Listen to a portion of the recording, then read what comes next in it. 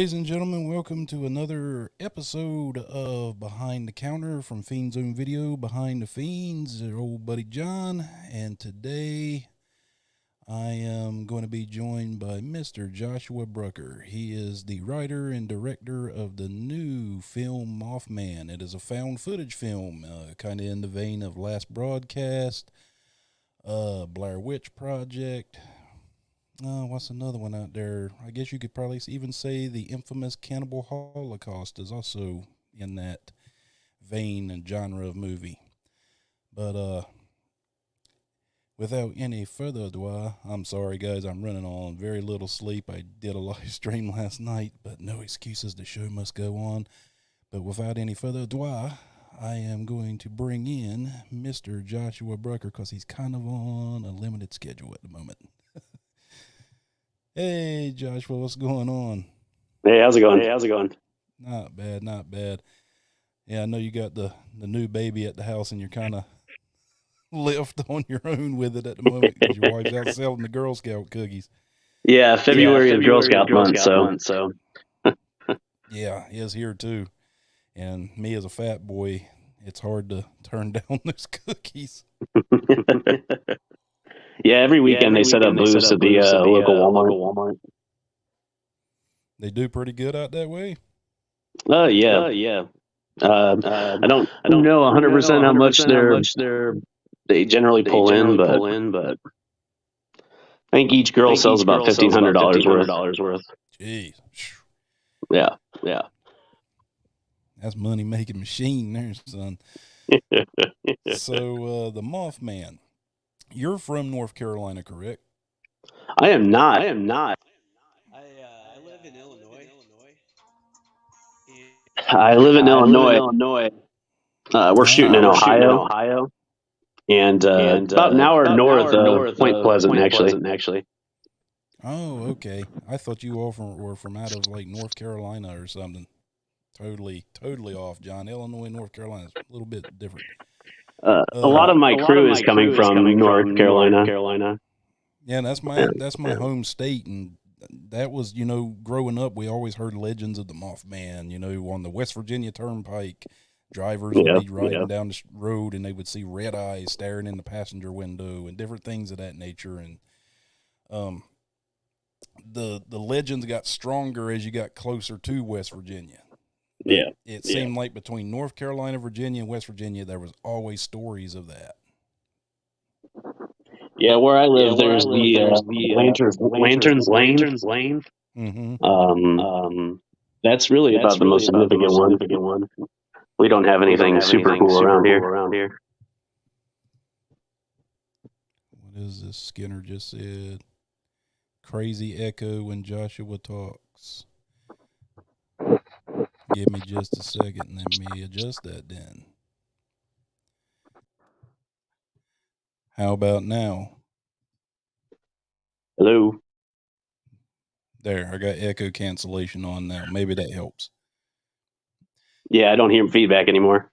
Okay, cool. So sorry about that, guys.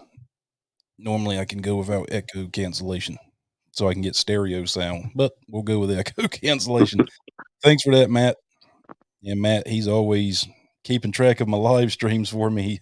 I just will hire and put him on the payroll.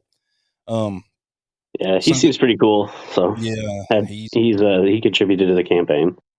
Yeah, he's super supportive to everybody, and he does a lot of it just mainly because his kid's a horror fan. That's awesome. That is really cool. Yeah, he says it's much better now. Man, I'm gonna hire you as my producer. Now that statue that you and your wife in your social media post, that's in Point Pleasant, correct? Yeah, it's actually right next to the Mothman Museum there. Mothman Museum kind of sits at the end of the street, and then right next to it, there's the Mothman statue kind of bisects the road. You've got the left and the right side of the road, and the Mothman statue kind of sits right in the middle there. Okay, and then is the original, I guess what was it? The first sighting was 1966, I think? Yeah, yep. And then the Silver Bridge collapse in '67. Yeah, is those two individuals still with us today? Were you able to talk to them about it, or? I have not. I have not discussed that with them. As far as whether they're still with us, I do not know. Because I know there was a documentary done, but geez, that was like 4 or 5 years ago, and I think the lady, I think she was still with us. I don't know if her boyfriend was, because I know the story was they were a couple. They were out, riding around in the car and Yeah. got chased by something down the road. They couldn't Mm-hmm. explain what it was. But what was your inspiration to want to do that movie? Because not many people want to mess with the Mothman. I guess they consider it too tame or something. I don't know. Yeah, there's a number of reasons I kind of went into it. It was an idea that sort of was born out of my trip there. I've been writing screenplays for fun for years now, and I love found footage, so it all kind of blended together. I haven't seen too many Mothman movies, and we did some research. There may be about 2 or 3 Mothman films that are in the found footage vein. I think the story itself is very interesting, and I think that there are aspects of the Mothman legend that it makes it a little bit more interesting than just a monster chasing you through the woods kind of deal. Like you've got Bigfoot and everything like that, but there's something supernatural about its existence, and I think it deserves a decent found footage treatment. Yeah, because the thing of it is, we don't know if it's really malicious or not. It could be very tame. And most of these people talk about, well, I was driving down the road. Well, what's that? Moths are normally like a moth to the flame, headlights, tail lights. If it's a moth, it's probably drawn to your lights. Just saying, it's trying to speculation here, but it just seems like to me it's been a legend that's been around for hundreds of years, but really it's like one of the it's like super modern compared to a lot of other ones. Yeah, I mean, right.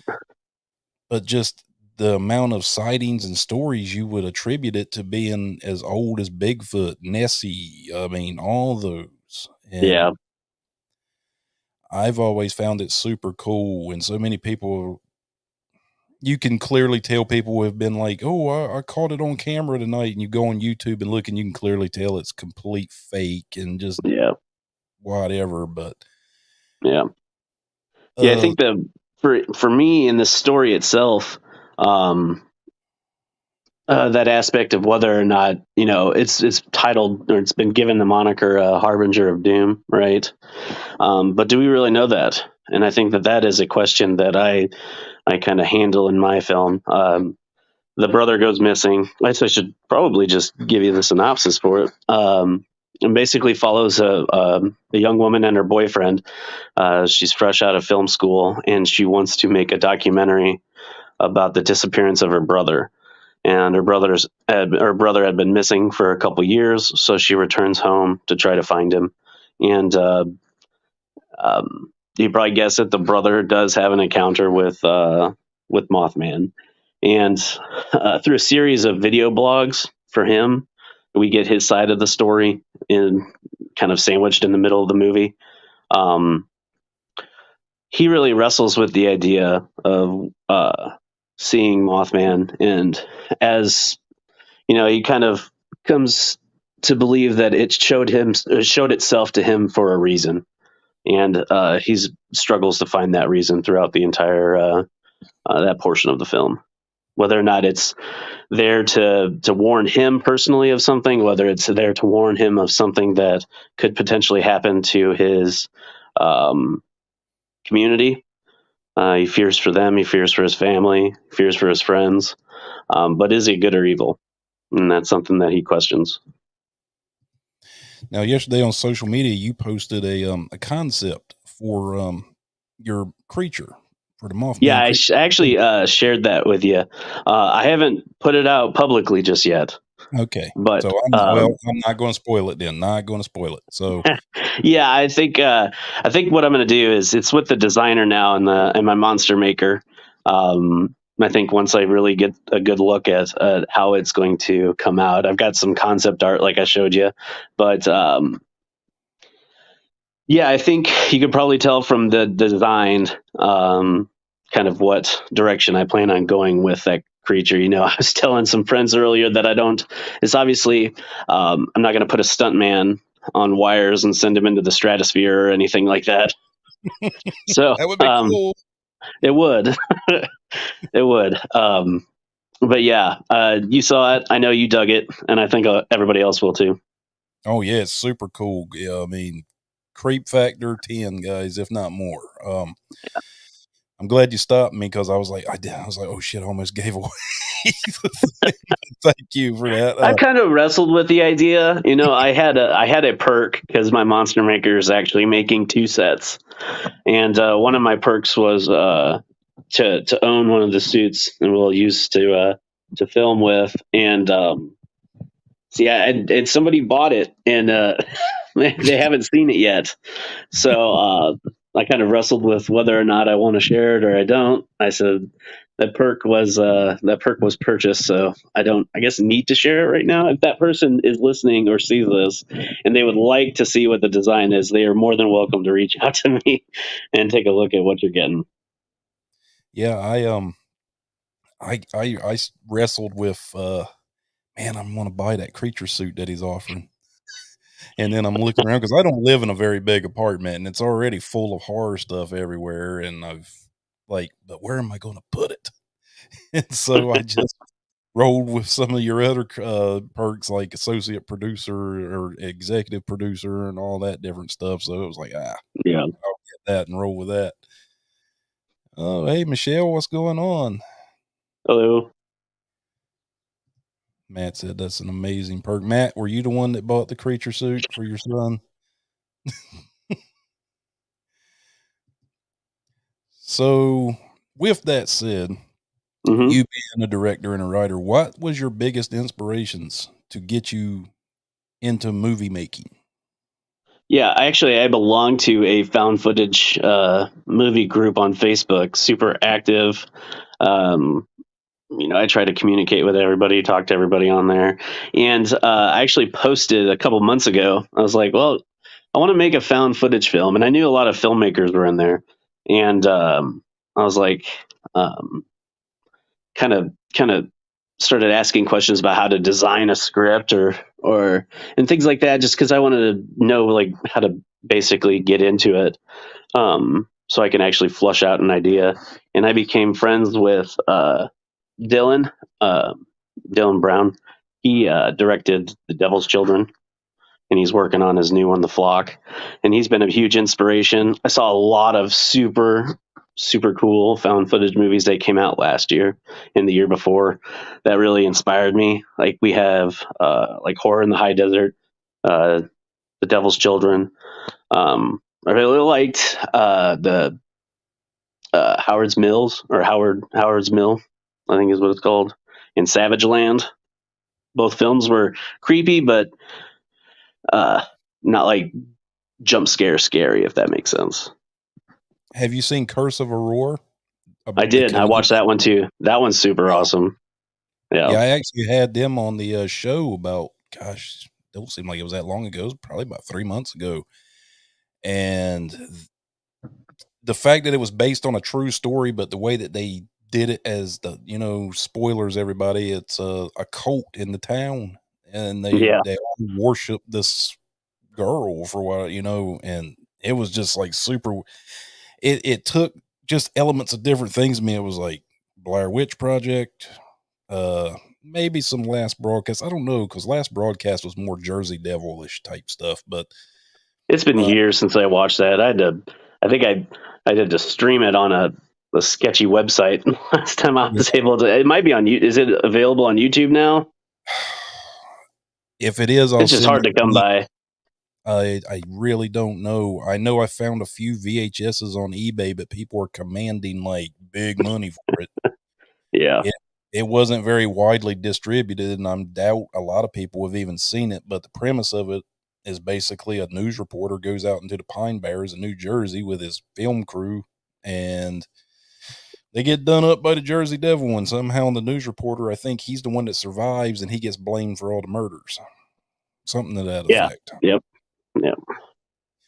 But that one, the beauty of that one was just the graininess of the actual picture quality, and that graininess, sometimes it's just those little things like that make you think, oh shit, is this real?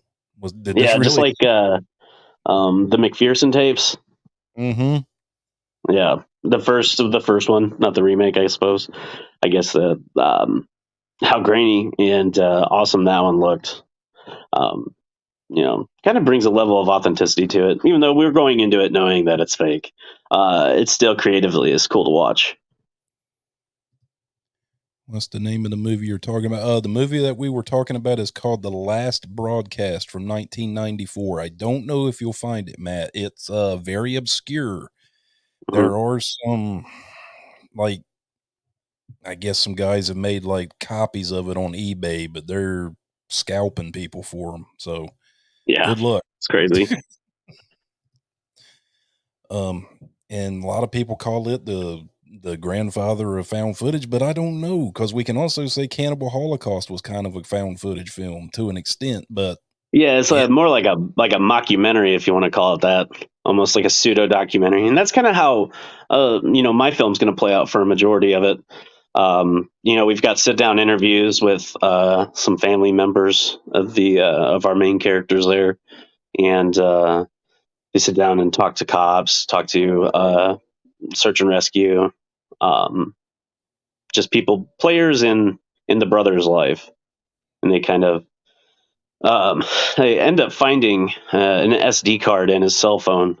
Somebody had it in their possession and was keeping it, but they were able to get a hold of it, and that's kind of how his personal blog kind of unfolds, and we see what he saw and slowly watch his mental health kind of decline as he's not getting very much sleep. He starts hearing things, seeing things. It's not too far off either, because a lot of people who actually claim to see the Mothman do suffer that sort of Mothman psychosis, if you will. Yeah.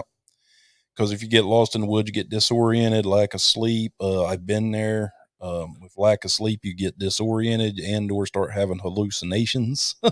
Yeah. Different things of that. Yeah. Nature, hypothermia can cause that, different things. Oh, he did say it's on YouTube. All right, there it is. Thanks, Matt. God, man, he's like my what's his name with Joe Rogan, which Joe Rogan's in a little trouble right now. But his little co-host guy that's behind the scenes.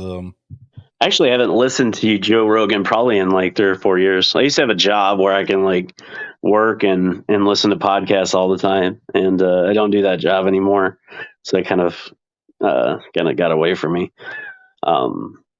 But yeah, he's had like Jeff Meldrum, who's into Bigfoot and everything like that on that show. But yeah, hot water now for that guy.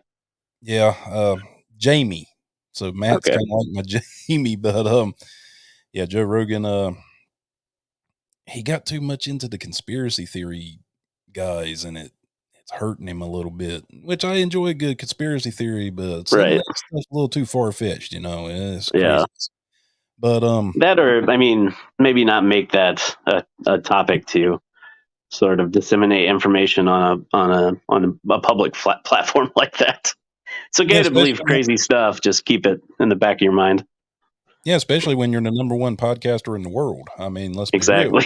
Start thinking about what you're saying first. I mean, it's okay to have controversial guests and stuff, but yeah, you got a multi-million-dollar contract with one of the largest streaming platforms in the world. Yeah, and he even knows too, being a comedian, that one sentence these days is enough to pretty much send everything that you have crumbling. Yeah, because everybody is too, I hate to say it, but people are kind of soft now. I'm sorry. You are a little bit. But sometimes, I mean, some people need to, foot and mouth. think before you speak. Yeah.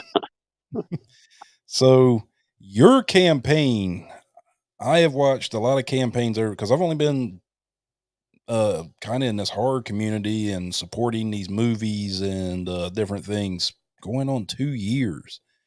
And that's just a little sample size for me in this, but man, your campaign just blew up. I mean, it was like 72 hours and you hit your goal.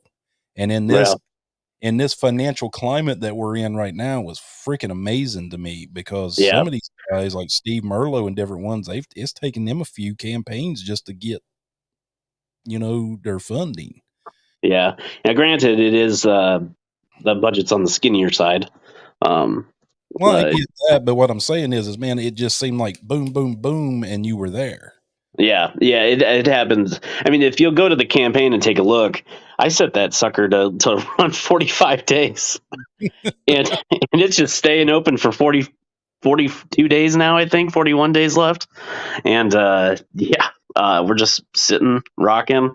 Last time I looked, we were almost at $4,500 of the 3,000 that we asked for. So I was like, now we have to come up with other perks because everybody else is buying them all. I will say this, and I have enjoyed doing this for people. If you come up with a business sponsor perk, I will support it. Okay. Yeah, that was an idea that I have a group chat with some other filmmakers, and you've seen me post about the Four Crows Productions that I'm in it with, Dylan Brown, Jake Robinson, and Bill Howard. We've been kind of coming up with some ideas, and there's some different things that I can do. I think in the film, have a T-shirt or something that one of our characters are wearing, or have a poster or something like that in the background, or just have a big shout out in the credits or something like that. I could talk to you more about that personally when we're got some time. Yeah, sure. And you could do like cameos, like a perk where your actors could talk to somebody through Zoom or something like that. I know that's one that I've seen. I know especially Steve Merlo did it with Scotty Parkin. It's like Right. meet with Letterface, and that's how I kind of got to meet Scotty. And me and Scotty instantly became friends after that, and now we talk all the time. Yeah, Scotty's super cool. But yeah, I mean, it blew me away because when I first came across your campaign, I was like, "Ooh, Mothman." I was like, "Who the hell's making this?" And I went there and I looked at it and I was like, "I am totally backing this. I don't give a shit if my rent's paid or not." No, I paid my rent, guys, but it was. I don't want anybody bankrupting themselves over this. I knew, going into this that people love Mothman, that people love cryptids. There seems to be a really awesome following for found footage. And I think I just blended all of it, and it just became this awesome thing. But the poster for it that you had on the campaign is so eye catching. Yeah, that was actually made by one of the guys that I'm working with. He's actually my cinematographer, and he's coming out with his own movie. He's filming in a couple weeks. The Wendigo. In the Wendigo, yeah. That's like Bigfoot, guys, except to eat you. Yep. I think that's a Canadian cryptid, isn't it? The Wendigo. Yeah, I'm not 100% sure. That would be one Native American cryptid that I'm kind of unfamiliar with. Jimmy Priestley said he loves your idea, man. Oh yeah, he backed the campaign, so he's on as a producer as well, and he's been getting the information out there for the campaign too. So he's been awesome. Yeah, the more of these cryptids because me and Luke's like the guy I started this podcast with. Me and him love cryptids. We're always talking about them all the time. We even did a episode way back in 2020 when the pandemic first hit. Mm-hmm. And you could clearly tell we were still new podcasters because it was the audio quality wasn't that great and different things. But we were looking up just some of the world's most obscure cryptids, and it's comical some of the ones that are out there. Yeah, it's and some of them are just like they're not child friendly in terms of, it's almost like some pervert made them up. Yeah. Like, so it's Some are super odd too, like Goat Man or Sheep Man, I think. Yeah. Is there an Indiegogo campaign for Wendigo? I don't think he's launched it yet, has he, Josh? He has not. We talked about it today. He's going to be launching one too. And then he does have a GoFundMe running right now if you want to check that out. Just search up the Wendigo. Look up Jake Robinson. It's all on there. He's got everything, and he's super awesome. He'll talk to you about it. Well, guys, I have got Josh's trailer, and if Josh would like, I am going to play that trailer. Amazing project. So excited for this and Wendigo, both dear to me. Yeah, Wendigo I grew up with reading about in Marvel Comics. I never really grew up with the legend or cryptid, but I knew of it in Marvel Comics with Wolverine being one of his enemies. But Mothman, yeah, we said when I was in Boy Scouts, we would sit around and talk about Mothman and stuff all the time, and different cryptids that we were scared was going to come out of the pine trees and swoop us up to the nether, and just to scare the crap out of each other. Yeah. But I've got Josh's trailer, guys, and I am going to play that real quick. And give me just a second. So here's Josh's trailer for Mothman.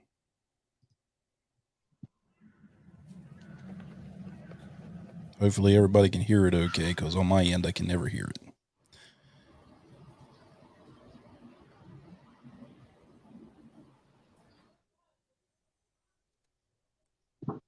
I am Amanda Mason, and my brother's name is Dakota.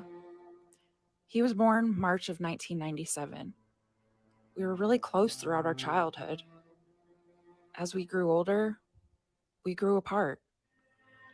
Something happened to him. Something he would never open up to me about. You have such beautiful shots in this, man. He disappeared May of 2019. And that's why I'm making this documentary, to find out what happened to my brother, to uncover the facts that investigators were unable to. What did he see? What did he experience? I want to find the truth.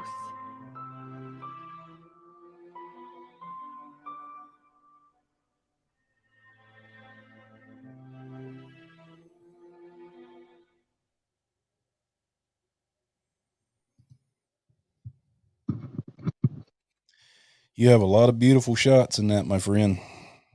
Yeah, I was actually partnered with somebody that owned a drone, and he was able to capture those for me. That was super awesome. Is that's in Ohio where y'all got those shots at? He actually he lives in Idaho. And that's where he kind of pictured it. But he sent me some stuff he's captured before. I was like, look, I wanna put something together. Could you do this and this and this for me? And he kind of threw it all together, and it looked wonderful. And definitely going to do our best to see if we can get him on and get some shots done for the film too. Matt said, great trailer. Yeah, man, it is. The thing I love about it is you feel the openness. It's like you were there with, I'm essentially thinking that's the brother, correct? That's walking around and all that. So you get a sense of how massive this area is that he's lost in. You clearly get that. So it's like, no matter where he goes, it's just nothing but forest and rivers and lakes and mountains, and it's just expansive and very beautiful. And kind of a metaphor for his psyche too. Yeah, like it's just all over, kind of. Yeah, sprawling, I guess would be one word. Yeah, there you go. That's the word. Sprawling. Is there any other notable actors and stuff that you got on this that you could say, or you kind of keeping under wraps? I know one that I talked to you about, and we're going to wait until she responds and see what she says. Yeah, I talked to her. I sent an email to somebody else. He's a native in Ohio. We'll see if he would like to be a part of it too. He's been in a couple movies here recently that people are familiar with, so hopefully, he'd like to be on board. Oh, so you did talk to her too last night? I did, yeah. She sent me a message this morning, so Yeah, she's super cool. yeah, she is. Well, guys, Joshua is a little strapped for time today. So normally we go an hour, maybe 2 hours on our live streams, but Josh can't really do that because his wife's out on an adventure of selling Girl Scout cookies. So yeah, and I've got my 3-year-old here, which I am kind of shocked he hasn't joined us yet. yeah, But I think anything probably longer, it would be inevitable. yeah. So if Josh wants to come back on at some point in time when he's got more time, he's more than welcome. But yeah, actually, the kids are going to be visiting grandparents. Maybe President's Day weekend. Maybe we could set something up. okay. And if you want to talk offline about perks and stuff, yeah, I'd be more than happy to help you with that, man. No problem at all. Cool. I can put my artistic skills to use again. I don't know. Everybody loves the little title cards and stuff I do all the time. I'm an art school dropout, but I still learned something while I was there. Yeah. As I mentioned Jake about when to go. Thanks for the heads up, Josh. Yeah, no problem. But yeah, guys, I know it's a little bit on the shorter side, but we will have Joshua back. Don't worry. Yes. He'll come back one day, but he's got to do daddy duty. And I've been there. A lot of you all have been there. So, Joshua, I do appreciate your time today. Thank you, sir. Looking forward to this project. The door's open. We can yeah, man. We can shoot for President's Day weekend if you want. Come back on, and we'll That'd be continue. cool. So why don't we just call this part 1 of my Joshua Brucker interview, and then we'll look forward. A little meet and greet. Yeah. Yeah. This is just to stop in and say howdy. But yeah, we'll have you back, man. No problem. Sounds good. All right, buddy. Thank you All for right. your Take time care. today. You too. Yeah, no problem. I love it. I always like jumping on and talking about this stuff. It just gets me going, man. Thank you. And thanks Matt. Guys. Good luck with your movie, Josh. Yep, indeed, sir. So, all right. Take care. You too, man. Peace. So, guys, that was Joshua Brucker. I know that was a little short and sweet, but he's at home with a 3-year-old, and anybody that's had to do that, that is not easy. And eventually, the little 3-year-old's probably going to come in on daddy while he's trying to do an interview, and it's just what it is. But we'll have him back at some point in the future, maybe President's Day weekend, or maybe sometime down the line a little ways. But anyway, guys, I'm going to jump off here, but I just want to say thank you for all your support. Thank you for all the love that you've showed. It means the world to me. 2 years ago when I started this thing, I didn't think it'd ever amount to nothing. And I know I am so appreciative for everybody that's helped me along the way and tuned into these little live streams I do. That's my riches, my treasure in this world, is knowing that there's something that I've created that people enjoy. But with that said, I think me and Luke will probably record tonight. So we will have an audio episode out sometime this week. I probably will make this an audio episode too. I'm going to have to clean up the first of it though, where the echo was a little bad. So thanks, Matt, for the heads up on that. I didn't realize I had the echo cancellation off, so my bad. But anyway, guys, just want to say thank you for joining me, and hope everybody has an awesome, awesome Sunday. So with that said, this has been your old buddy John, and I will see you again next time on Behind the Feed.